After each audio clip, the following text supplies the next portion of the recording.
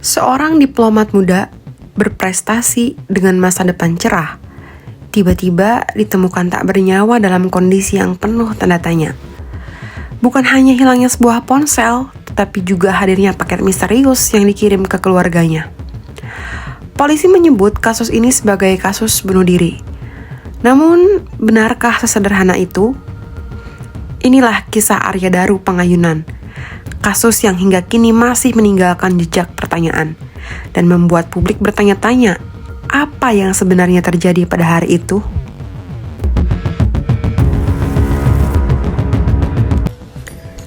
Ambil nafas dalam-dalam, karena yang akan kamu dengar bukan sekedar cerita. Ini adalah kisah nyata tentang sebuah titik yang mengubah segalanya. Selamat datang di Titik Balik, karena setiap kisah punya titik balik. Tapi sebelum lanjut, jangan lupa like, komen, subscribe, dan aktifkan lonceng notifikasi agar kamu tidak ketinggalan cerita misteri berikutnya. Nama Arya Daru Pangayunan mulai dikenal publik setelah peristiwa yang mengejutkan pada Juli 2025.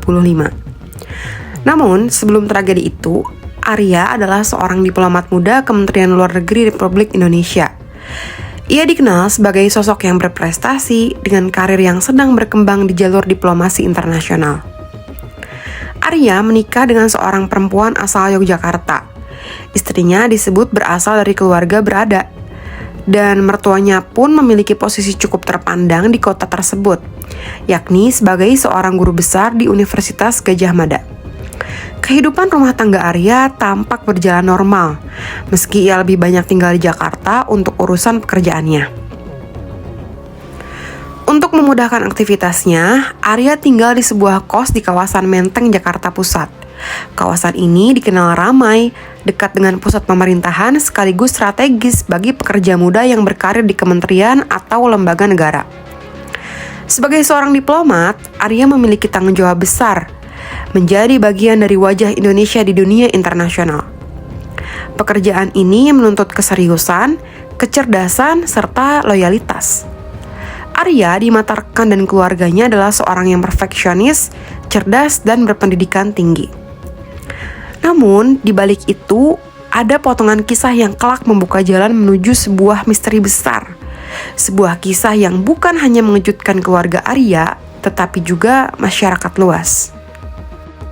Pada 7 Juli 2025, sehari sebelum Arya ditemukan tak bernyawa, aktivitasnya terekam cukup jelas melalui kamera CCTV. Inilah potongan kronologi yang menjadi awal mula misteri besar itu. 7 Juli 2025, pukul 7 pagi, Arya masih terlihat datang ke kantor Kementerian Luar Negeri untuk bekerja seperti biasa. Semua berjalan normal, hingga pada pukul 17.52 waktu Indonesia Barat, usai bekerja, Arya terlihat di pusat perbelanjaan Grand Indonesia atau GI bersama dua rekannya, Dion dan Farah. Belakangan diketahui bahwa Arya datang ke GI untuk berbelanja pakaian dan kebutuhan selama tugas di Finlandia. Lalu, pada pukul 21.00 waktu Indonesia Barat, Arya terlihat sedang menunggu taksi di lobi depan Mall GI. Namun, saat itu tidak nampak Dion dan Farah. Arya memasuki taksi seorang diri. Pukul 21.17 waktu Indonesia Barat, Arya salah mengirim pesan kepada istrinya yang berbunyi, "Ai, lagi di mana? Udah maem belum?" Panggilan Ai bukanlah panggilan Arya untuk istrinya. Menurut hasil penyelidikan tim kepolisian, panggilan Ai adalah panggilan sapaan yang biasa digunakan antara Arya dan Farah. Pukul 21.18 waktu Indonesia Barat, istri Arya sempat membalas pesan tersebut, namun ponsel Arya sudah tidak aktif.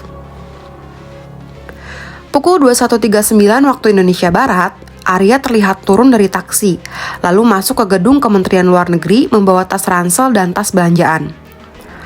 Pukul 21.43, sebuah rekaman menunjukkan Arya berada di rooftop lantai 12 gedung Kemenlu, membawa barang bawaan dan belanjaan. Sekitar pukul 22.15 waktu Indonesia Barat, Farah mengirimkan pesan singkat kepada Arya, namun ponsel Arya sudah tidak bisa dihubungi.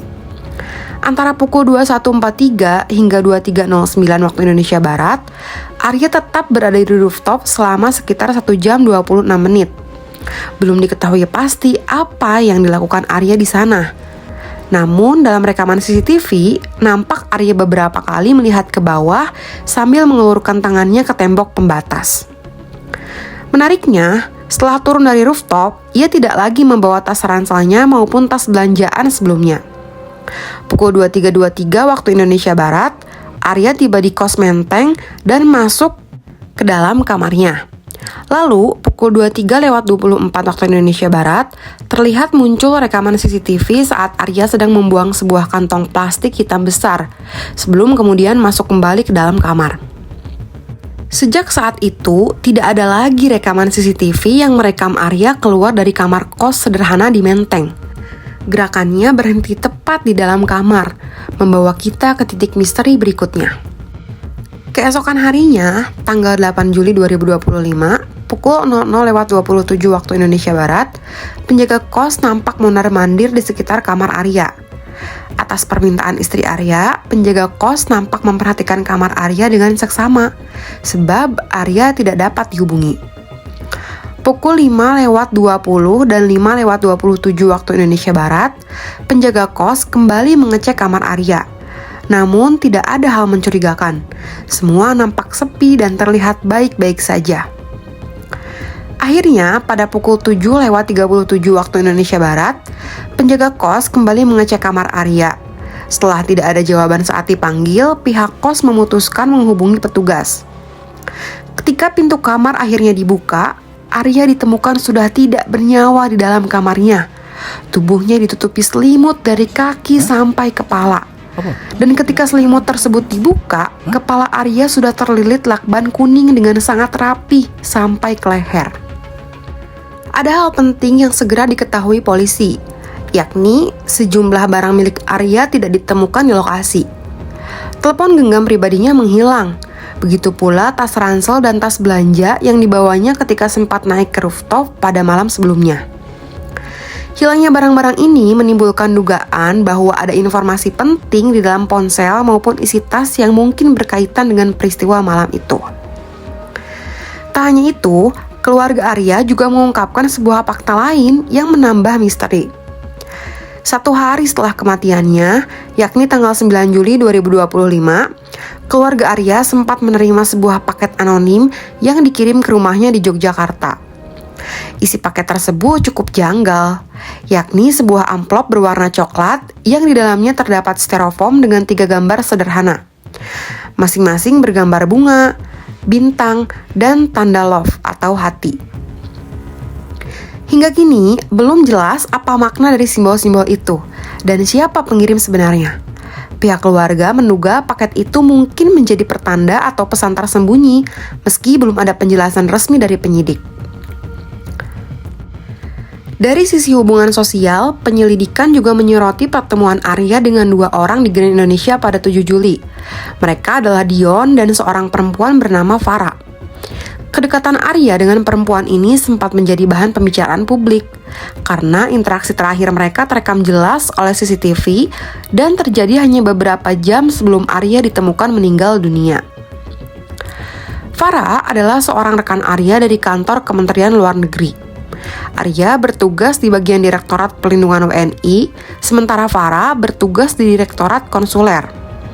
Mereka intens bertemu dan sering berkomunikasi untuk mengurus kepulangan WNI yang bermasalah dari luar negeri ke dalam negeri.